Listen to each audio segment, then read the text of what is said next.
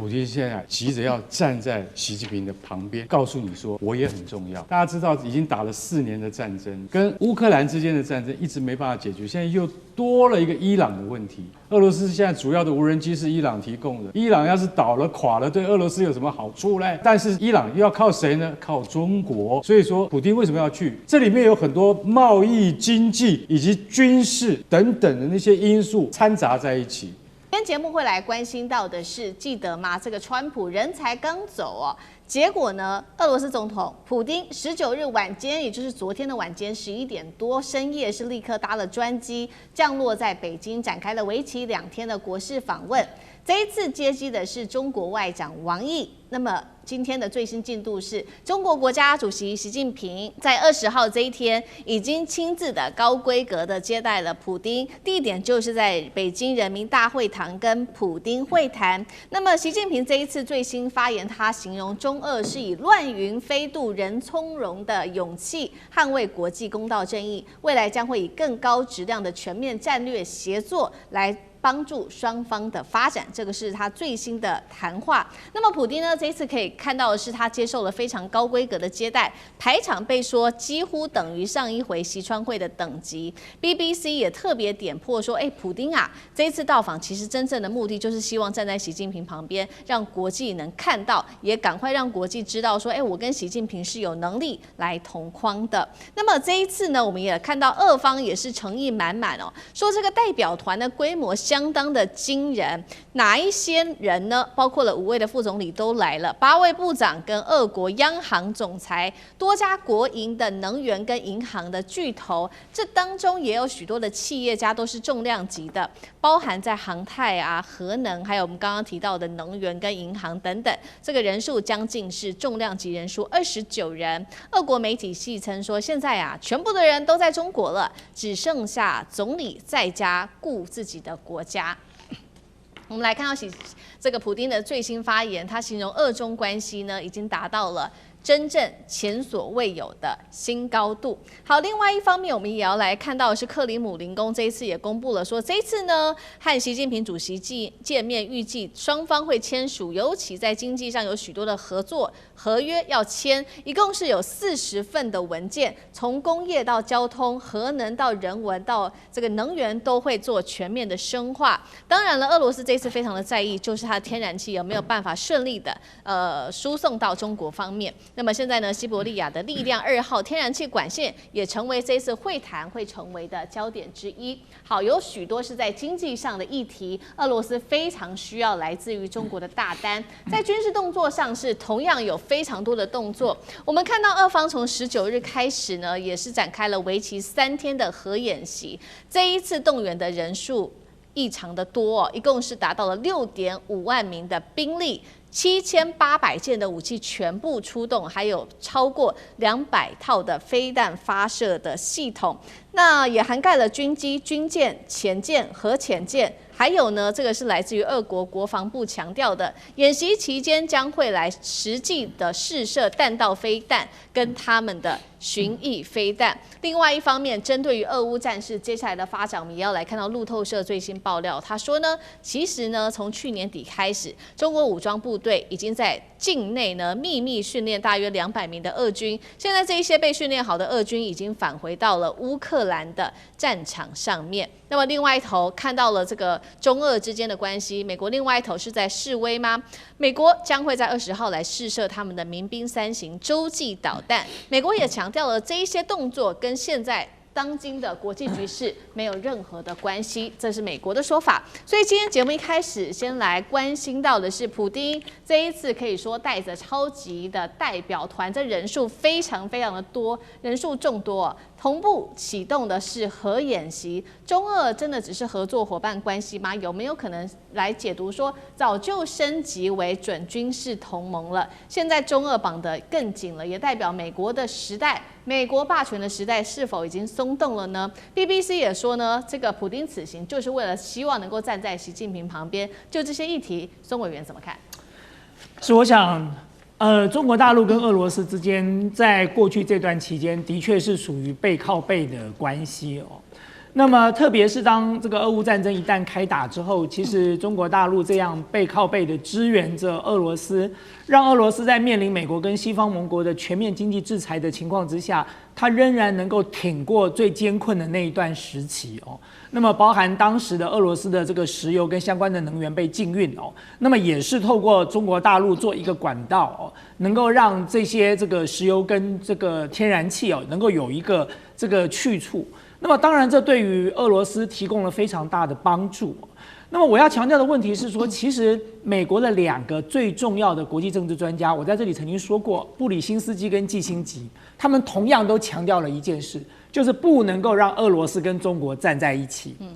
但是愚蠢的美國接下來這幾位領導人哦，從拜登到這個川普，他們就是把俄羅斯跟中國緊密的綁在一起了。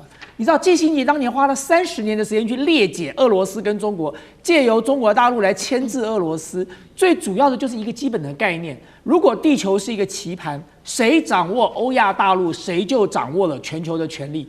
所以呢，如果當中國大陸跟俄羅斯結合在一起哦，那麼中國大陸加上俄羅斯，除了亞洲之外，他就已經把手伸到了歐洲了。那麼更蠢的是，拜登當時因為撩撥那個俄烏戰爭，季辛吉再三強調，烏克蘭是俄羅斯進入歐洲的門戶，絕對不能夠讓俄羅斯去打烏克蘭。可是美國就一手操作，完成了這樣一個宏大的歷史任務。所以現在大家如果仔細看一下整個的世界地圖，中國大陸加俄羅斯，再加上現在俄羅斯入侵了烏克蘭烏東的土地，你整個。如果你再加上這個北韓，再加上伊朗哦，整個歐亞大陸的這個權力的局勢已經開始有很大的改變了。如果這些國家都是緊密的結合在一起的話，美國在歐亞大陸上的優勢將會完全失去哦。那麼當然就回到我們剛才講的，全球的權力從重心是不是在改寫？當然是這樣哦。那麼你說俄羅斯有求於中國大陸，可是在伊朗戰爭開打之後哦，對中國大陸來講，它某種程度也需要得到俄羅斯的支持啊。最關鍵的原因就是因為能源的問題嘛，就當海運的能源發生了問題，不管是我們看到的現在的荷姆茲海峽，或者是美國不斷操弄的馬六甲海峽，對中國大陸來說，海運的咽喉一直是都被握在別人的手上，這是一件很不舒服的事啊。所以他們想盡了各種辦法去突破這些所謂天然的天險問題哦。那麼因此，俄羅斯當然就扮演一個很重要的角色啊，比如說西伯利亞力量2號。這個是長期以來俄羅斯跟中國大陸的這個能源往來的管道，比如說這個中國大陸的一帶一路，它的往歐洲的這個路線，經過西伯利亞的這條路線，當然相對來說也是很重要的哦。所以其實俄羅斯跟中國大陸現在已經是一個非常緊密的背靠背的關係了。但是你說它是不是一個軍事同盟？我倒認為不盡然的原因很簡單，什麼叫軍事同盟？俄羅斯跟北韓是軍事同盟，所以俄羅斯發生戰爭的時候，金正恩派兵參戰。所謂的軍事同盟就是一國受到攻擊，另外一國就要派兵參戰了。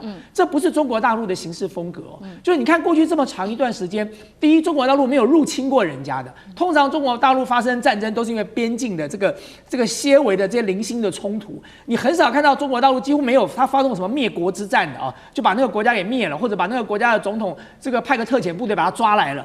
中國大陸從來不幹這種事的啊。就對中國大陸來說，他所行使的是這個開大門走大路的方式，他相信國際組織，他相信國際秩序，他相信多邊主義，他並不認同美國那種老大哥的心態哦，就你認我當大哥，我收你當小弟哦，以後你家出了事，我就來幫助你。這是美國長期以來操控全世界、掌握全世界的方式，但這不是中國大陸的遊戲方式哦。所以其實中國大陸跟美國現在在全球哦，之所以這個角色上會有這麼大的一個轉變，我覺得最主要的原因是因為中國大陸長期以來一貫的奉行這樣的路線。有些事情哦，你做1次2次，人家可能不見得會相信。可是如果這幾十年來你一直都是用這樣的態度來行事的話，其實你就變成了一個是可靠的、可以預測的盟友哦。那麼我覺得中國大陸現在就正試圖扮演一個穩定全球安定的力量。好，那也同樣也是因為這幾年美國不斷的這個用各種的手法掌控全世界，有助於中國大陸跟俄羅斯現在彼此的關係更為緊密了。我們一方面也看到說，來自於路透社的爆料說，中國被曝有秘密訓練俄軍。那一方面，俄羅斯現在前線正在消耗着，恐怕下一步就是北約。這一場我們可不可以視為是中俄聯手抗美的這種國際的局勢軍事聯動已經形成？那苑老師怎麼解讀？我覺得這個消息，路透社這個消息絕對是有問題的。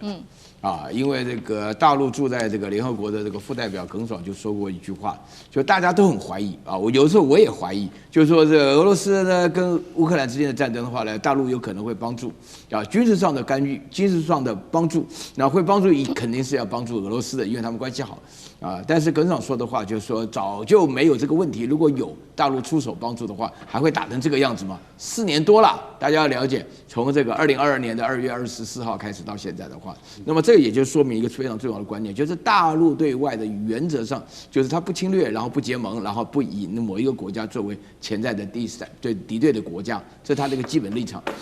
即使有的情況下，就是說這邊路特斯講的說代訓的話呢，我個人所了解這個對俄羅斯來講，要求中國來代訓他們的部隊人數不多嘛，就是這個消息本身來講，大概還是需要我們進一步的吸收。為什麼呢？叫俄羅斯拉下臉來，他的部隊由中國代訓。這個真是不可想象的事情，你知道？你知道俄羅斯本身來講，它沒辦法生產什麼拉布布小玩具但是它生產的都是飛彈、導彈、大飛機那你現在要中國來代訓的話呢，這個對他來講，這個消息如果是真的話呢，俄羅斯不知道爛成什麼樣子可能性不大。但是我覺得比較有趣的一個現象就是說，俄羅斯這一次普丁來到這個大陸做訪問的時候，雖然是第25次來，但是他們同時他也要做出非常大的演習，這個演習動員超過6萬人，一個核演習。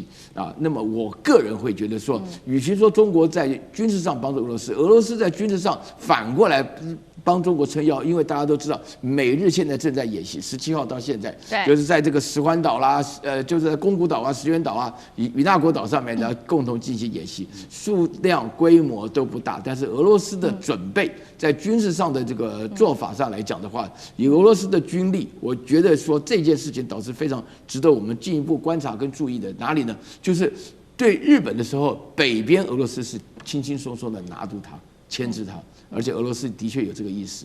那所以我個人會覺得說，要導我們軍事上的聯合的話，要針對的對象應該也不是美國，可能是日本。好，那另外一方面，我們還要同樣關心有關於俄羅斯的議題，也就是俄羅斯現在最在意的，現在仍然在進行中的俄烏戰場。俄羅斯其實原本是覺得說很快可以拿下烏克蘭，結果如願老師幫我們看到，這場俄烏戰爭打到現在已經超過4年多的時間，看起來其實也不是這麼的順利。而且最近呢，我們可以看到烏克蘭正在大力的反攻，使用它的無人機其實對於俄羅斯來說，也造成了一定程度相當高的一個壓力。這時候普丁中有沒有一個意味是求習近平來幫忙在這場俄烏戰爭上面？有沒有可能俄烏戰爭有機會很快落幕？幹哥又怎麼看？對國際媒體 BBC 他就講了，為什麼這個時候那個川普的後腳才剛走現在普丁就急着去為什麼？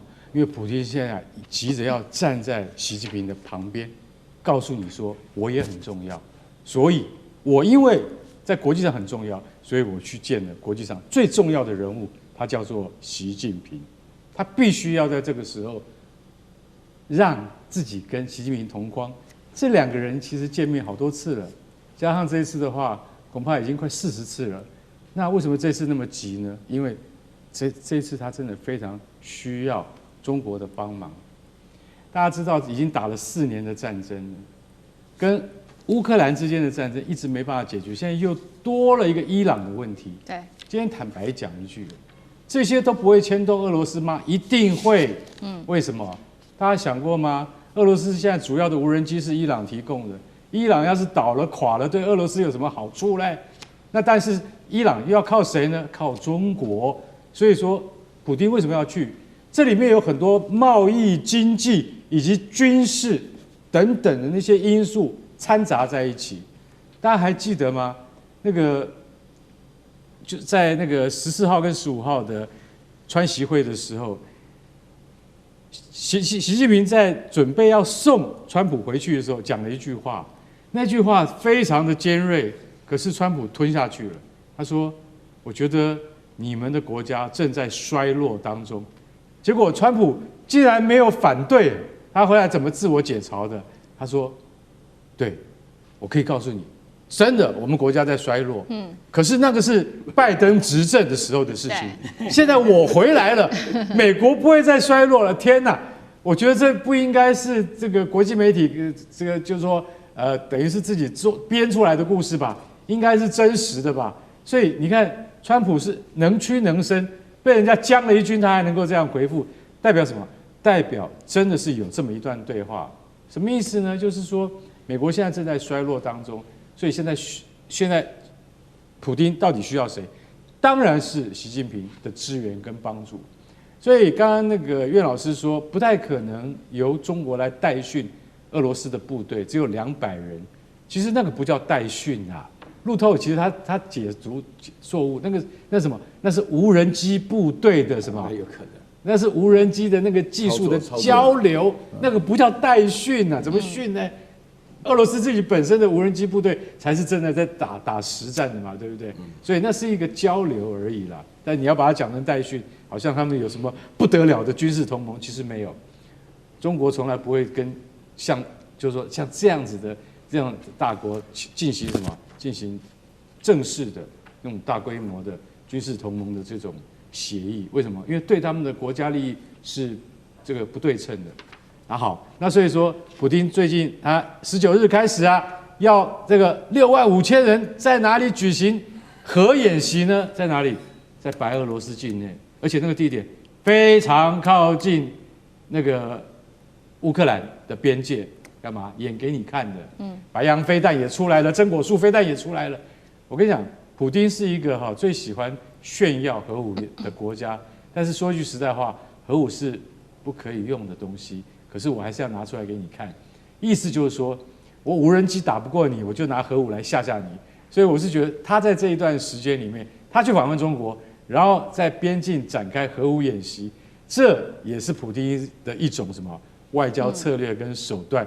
我們看一看，會覺得很熱鬧，不過要了解其中的意涵。趕快來看到伊朗發動了第99波超級猛烈的襲擊，擊中來自於伊朗的說法，美國的林肯號2個王牌的飛彈也即將說要出動了。美國的上將則是在這個時候特別警告美國說會走向毀滅。今天就這些議題我們會來做關心。好，本來呢說要停火，在最後一刻，美國、以色列都在持續的加大攻勢，伊朗也同樣的在加大攻勢，全面的做一個劇烈的大反攻。我們來看到伊朗做了哪一些事情。來自於伊朗的最新說法，他已經打到了林肯號，發射的是中程導彈跟無人機，直接打到了核心的戰力。當然了，這部分還沒有受到美軍的證實。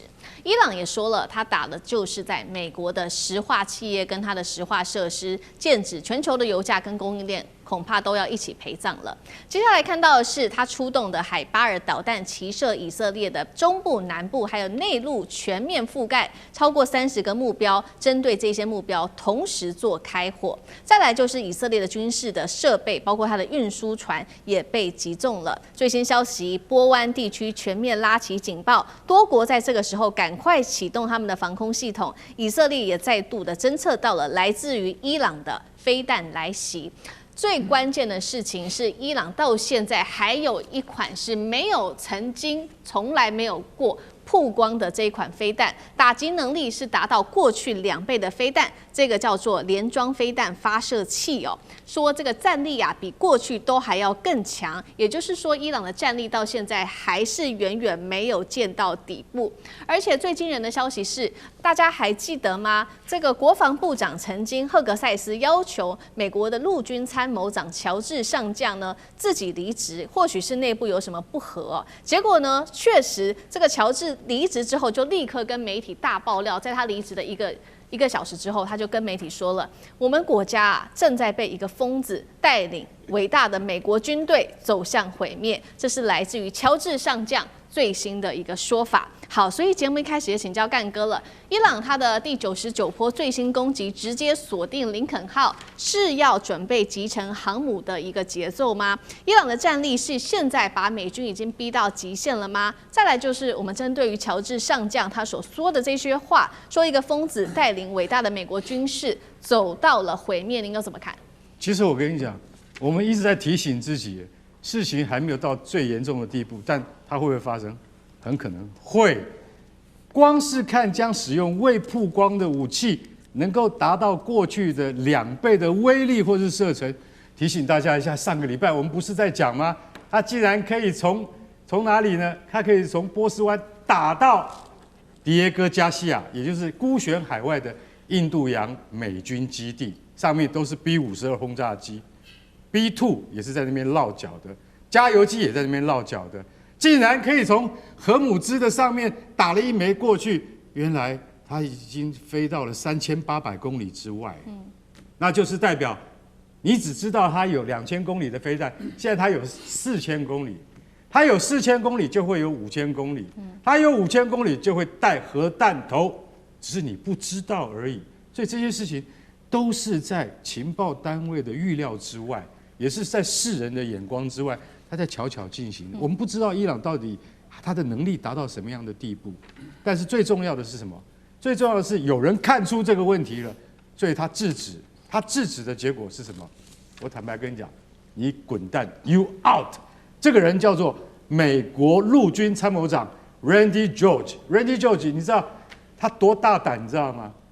他其實在好幾個月前準備要攻伊朗的時候，他就已經跟赫格塞斯講說不行。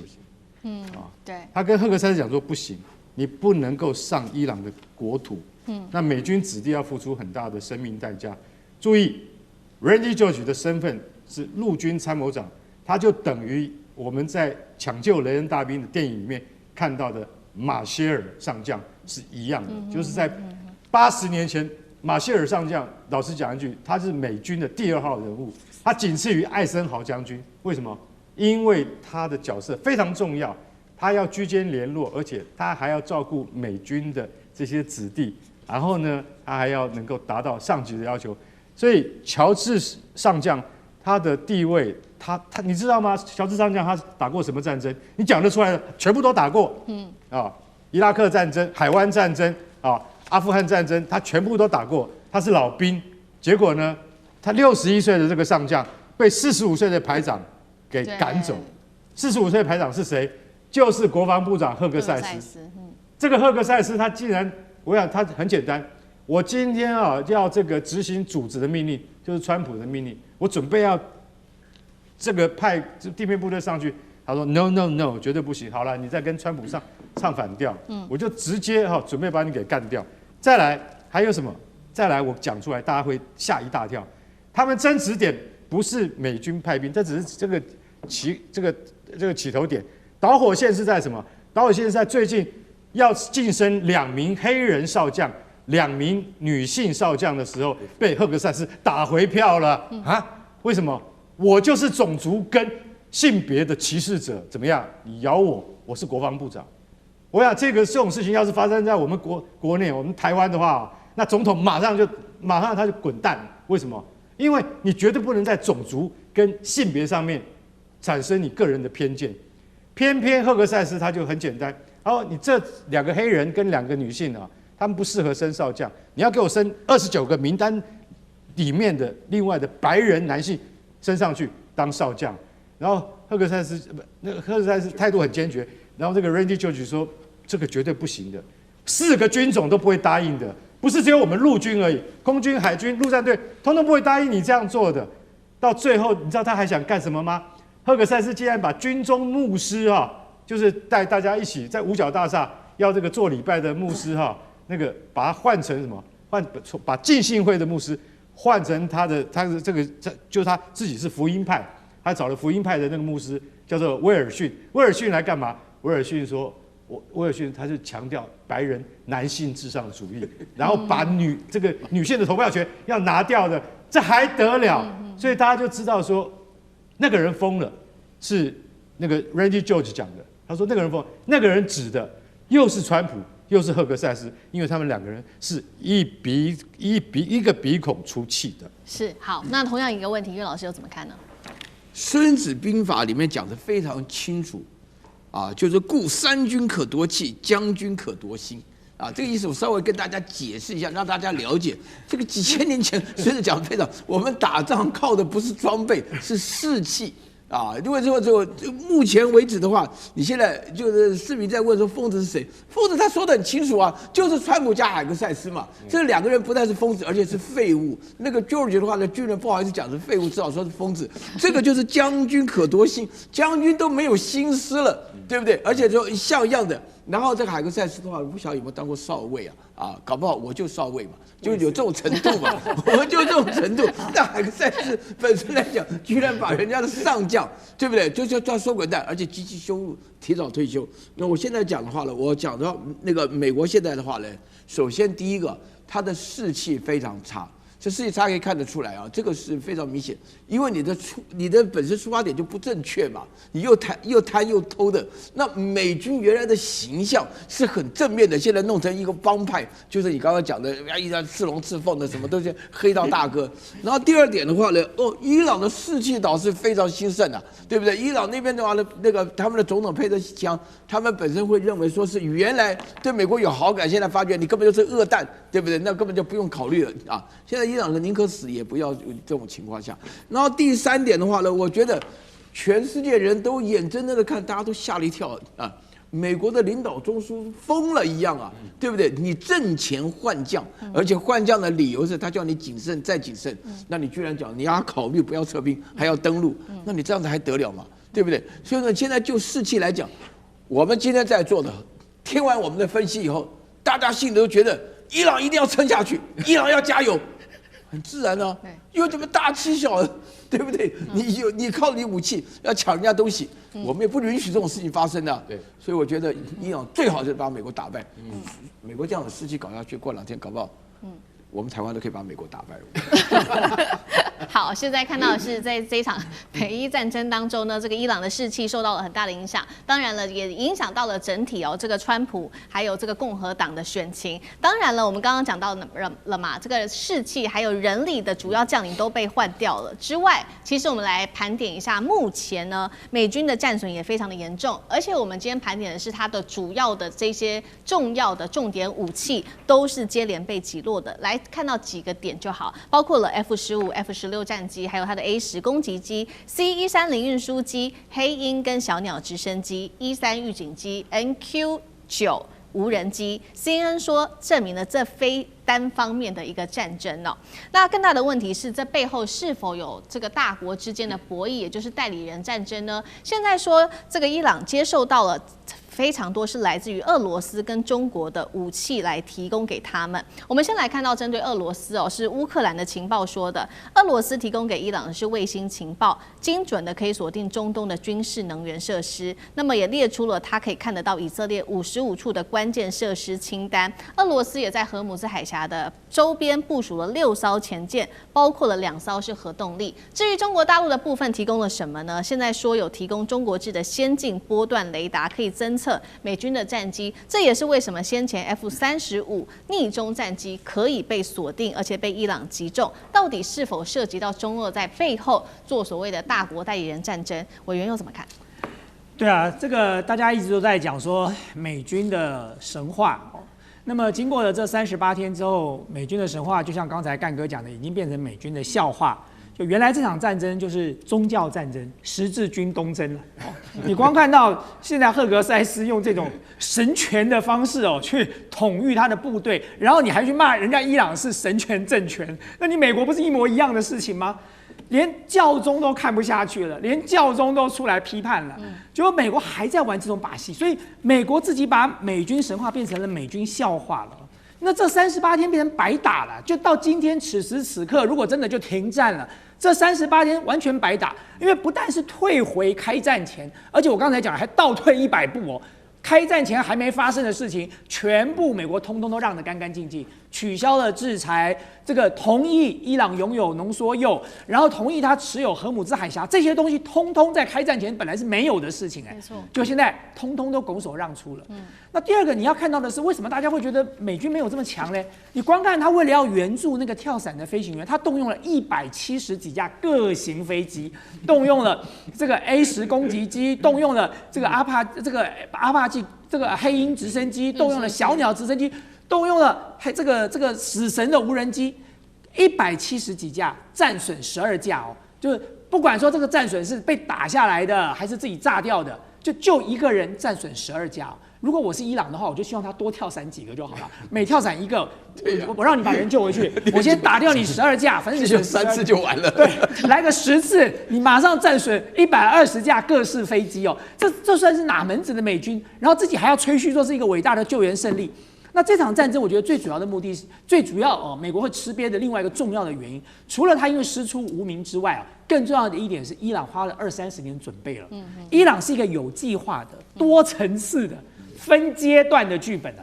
所以從一開始，我們不斷的強調，他用廉價的、低階的，像無人機、飛導彈去消耗掉對方的防空飛彈，然後去摧毀對方的雷達節點。然後接下來呢，他才進入下一個階段，好整以暇的端出他真正厲害的武器。到現在為止，最厲害都還沒有拿出來哦。所以先前在開打的時候，很多人都在說，伊朗不是有那個極音速飛彈嗎？高超音速飛彈呢，怎麼不拿出來用？甚至還有很多人說，伊朗根本就沒有。原來伊朗是騙人的。結果現在有沒有？伊朗現在才要拿出來。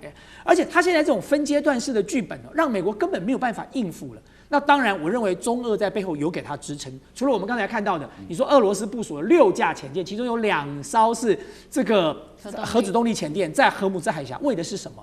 我認為俄羅斯要表的態度是說，如果你美國跟以色列真的敢用戰術核武去摧毀伊朗的文明，我就用戰術核武去摧毀以色列哦。就是大家來，只要你敢動這個，我就動這個了。所以其實我認為俄羅斯扮演了一個非常重要牽制的角色在那裡哦。你讓美國跟以色列不敢隨便的這個妄動了哦。那你更不要講說，在這個情報分享，其實中國大陸跟俄羅斯這段時間給伊朗的情報分享給得很充分，所以伊朗打得越來越準。對，越來越準。那麼再加上俄羅斯提供了伊朗的飛彈的這個基本的原物料，中国大陸提供了這個伊朗的無人機的這個零件，那更不要講說現在大家在懷疑哦，你說到底中國大陸跟俄羅斯有沒有提供防空系統給伊朗，現在都很難講哦。那麼伊朗我剛才說過，它是一個多層次分階段的劇本，劇本還沒有到最後階段，它其實還沒有把壓箱寶拿出來。好，謝謝委員。這場戰爭我們特別回顧，其實從年初不管是委內瑞拉一直打到伊朗，美國川普他的目標其實就是要瓦解中國大陸的相關的盟友。那也要這個瓦解中國大陸的勢力。那另外一方面，他也希望靠着石油來制裁俄羅斯。但是在這一場中東戰事，很奇怪的事情是，現在來自專家做了一個回顧，他們認為這一場戰爭中，反而是川普徹底輸光，而當中受惠的竟然是俄羅斯跟中國大陸。為什麼這麼說？我們來看一下細節。好，首先呢，俄羅斯它的石油現在是全球最搶手的戰略資源，因為中東缺石油嘛。那美國其實它現在也有放行說大家可以去買俄油，結果反而讓俄油現在變得是最搶手的戰略資源。再來，中國呢，成為全球最大的一個穩定器跟利益的收割者。剛剛說俄羅斯的石油很多人去買，有哪一些呢？4個國家，4個大重要的國家。我们先來看第一個，德國了，立刻恢復從俄羅斯進口它的廉價的能源。韓國呢，緊急擴大採購2.7萬的俄羅斯的輕油。再來，特別看到菲律賓了，已經隔了5年，終於他又決定要重啟進口來自於俄羅斯的原油，首批達到了70萬桶。最後是斯里蘭卡轉向俄羅斯尋求它的燃油，連澤倫斯基都這樣說了。現在呢，很多的盟友警告澤倫斯基說要求減少攻擊俄羅斯的石油設施，因為他們太需要來自於俄羅斯的石油了。中國呢，他在這個時候也出面了，他說願意跟着東南亞國家一起來協調配合處理能源的問題。專家說了，中國大陸現在在國家在這個世界的形象反而變得更好了，變成是一個負責任、可以穩定國際的一個大國。那麼另外一位是香港大學的教授，他也這樣說，美國對於伊朗的軍事干預讓許多東南亞國家非常的不滿，因此在東南亞國家來說，美國越來越不受到歡迎。再來就是鋁的生產了，本來在這場戰爭當中，這些鋁廠在中東的鋁廠大受打擊。那中國剛好又是全球最大的鋁生產國，去年生產量佔全球總額大約是60%，也就是因此讓中國大陸的鋁跟中國大陸的鎵的供應鏈變成了如今的重要主導者。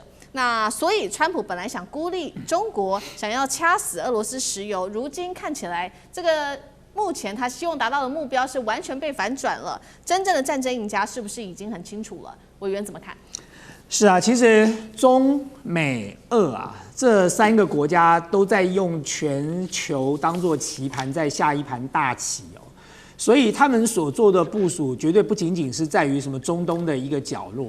那麼當時我就曾經講過好多次，川普在玩的就是遠交近攻嘛，就是你這個敵人，我短時間之內沒有辦法消滅你，我就想辦法把你的盟邦一個一個剪除掉，然後等到時機成熟的時候，我就把它一鍋就把你端了哦。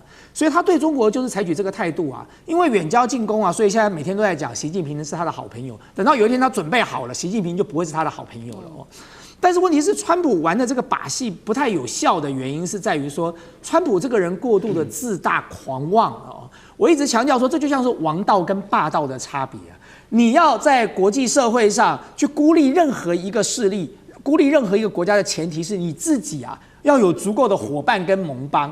可是你回過頭來看看，川普是怎麼對自己的夥伴跟盟邦的？他現在去罵英國，他就去罵德國，他就骂法國，說這些人都不好好的來幫他的忙。我請大家回想一下，在這場戰爭還沒開始之前，他不是照樣罵他們嗎？就是他從頭到尾就是輕視他們、羞辱他們、踐踏他們。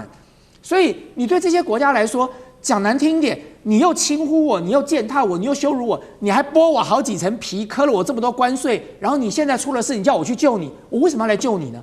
所以美國在這場戰爭過程當中，大家就已經可以很清楚的看得到，他原本的那個西方世界的盟邦已經分崩離析到眾叛親離了。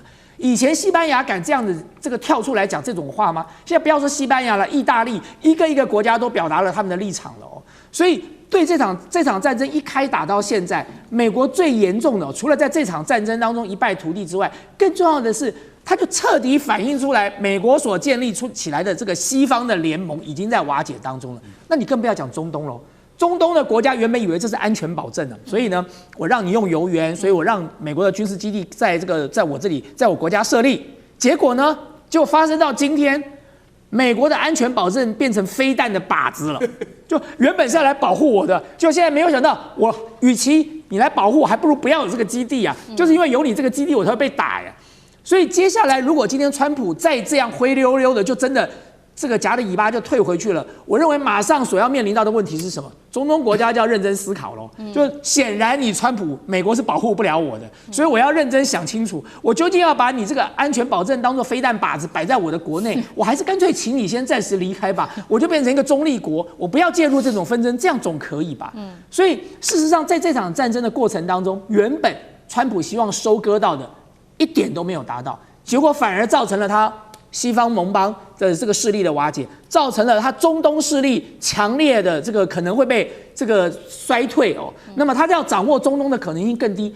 更重要的一點是，剛才苑老師提到的，他把荷姆茲海峽送給了伊朗啊。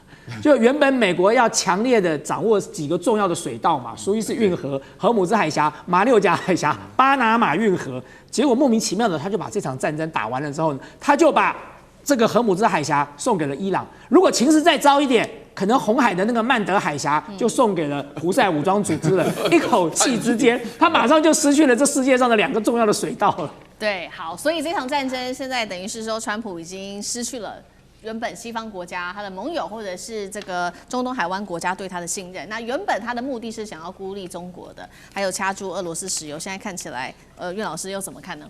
在這3年4年的時間當中，我自己發展出來一套國際政治哲學。國際政治哲學的話，你國家要強啊，就要實施明成祖朱元璋的想法，就是高築牆、廣積糧啊，然後緩稱王啊。你自己的話呢，要了解你自己在做的事情的話呢，有沒有按照你的正規來行使啊？對不對？那現在川普的話呢，就是完完全全得罪了所有人以後，又莫名其妙的發動這場戰爭。這場戰爭的話，尾大不掉，所以對大家來講的話呢，因為人有一種天性啊，沒有人願意活那種惶惶不可終日的生活，大家都要追求穩定啊。那首先來講的話呢，第一個，俄羅斯的油跟氣本來俄羅斯受到很大的委屈啊，因為俄羅斯賣的油不准超過60塊美金，然後就在海上面幽靈油輪到處亂跑，有誰要買什麼的。那現在不得了了，現在突然解禁了，解禁以後不但解禁了，就發覺說沒有中東的石油，俄羅斯石油變成唯一的選項。這是意想不到。然後第二點的話呢，這個大陸本身的立場從頭到尾就是停戰、停火、協商，然後大家強調自己要什麼不要什麼啊。那麼這個是一種穩定的力量。那麼接下來的話呢，我另外講到說是美國的盟邦當中，除了川普自己亂罵人以外，現在的話呢，西班牙、意大利啊，或者德國什麼的話呢，都會發覺說跟美國搞在一起，問題越來越嚴重。而中東的國家的話呢，就是不是單純這樣，因為中東國家原來長期來講被美國的威脅啊，但是這場戰爭打下來的話呢，我們發覺說，第一個，美國軍力根本不是所向無敵啊。我現在強調哈。以前那個小布希講過一句話，就是我們有任何問題，先問我的航母在哪裡。現在那個林肯號、福建號、福特號，現在福特號啊，對不起啊，然後又这個喬什麼？這場戰爭到目前為止沒聽過航母發生什麼任何事情，只聽過福特號失火了，馬桶不通了啊，這些情況。然後林肯號挨了好多炸彈啊，這個真的都是美國都非常丟臉。然後另外接下來的話呢，就是自己的話，什麼預警機啦、加油機啦、給加油機加油的機啊，通通都掉下來了。F-15、F-18、F-16通通都掉下來了。那大家發覺这美國這情況有問題。另外再補述一個非常重要的哈。因為大陸本身安安靜靜的生產它的鋁，為什麼剛剛講到鋁礦那麼重要？因為有一個工業的維他命啊，就是說是工業的電子企業的這個脊梁啊，就是你要做這個有關於半導體啊，你要做有關於高科技的這種醫療設備啊，你要做任何有關於重的，就是光伏什麼的，都需要鎵這種東西的話，它只有在煉鋁的時候才會附帶而產生，這是真正的關鍵。然後那個砷化鎵、氧化鎵，然後所有的氮化鎵這些的話來配合起來，有一個很複雜的一個過程，才能夠讓這個金屬有用。然後這個現在幾乎我不是開玩笑，90%大概在中國手裡。好，所以這場戰爭打到現在，反而是現在看起來獲利，除了剛剛說的俄羅斯之外，還有中國大陸，那削弱的是美國自己本土的國力。那現在也說呢，如果川普持續要對伊朗鬥武，接下來他的3大國力軍事上面的3個重大的代價又是什麼？我們來看到第一個，就是他的軍力會透支。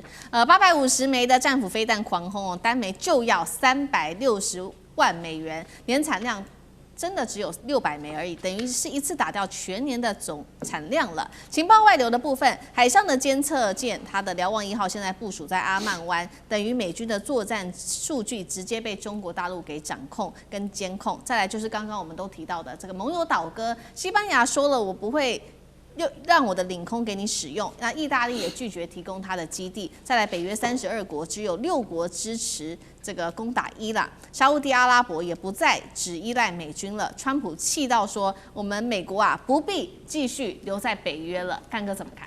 好了，先回答一下苑老師剛才說，怎麼沒有聽到美國航空母艦的消息啊？為什麼？很簡單。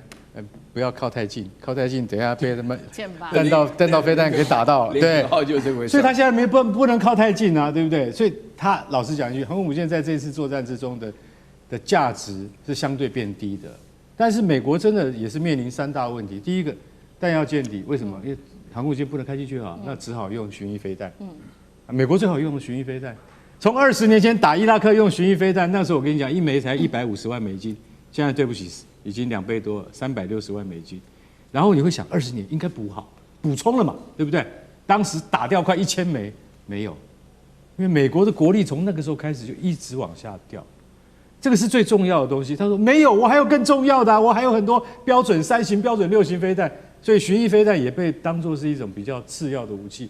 結果現在一打起來發現，這個東西很好用，很準，而且老實講一句，不用派美國兵去送命。所以沒有了飛彈，所以現在我跟你講很難打。接下來你要幹嘛？要派人命去了。再來，情報收集。我跟你講，中國海軍的瞭望1號真的去那邊了。大家可能不太知道這艘船，這艘船等到有一天亮相，你就會被它嚇死。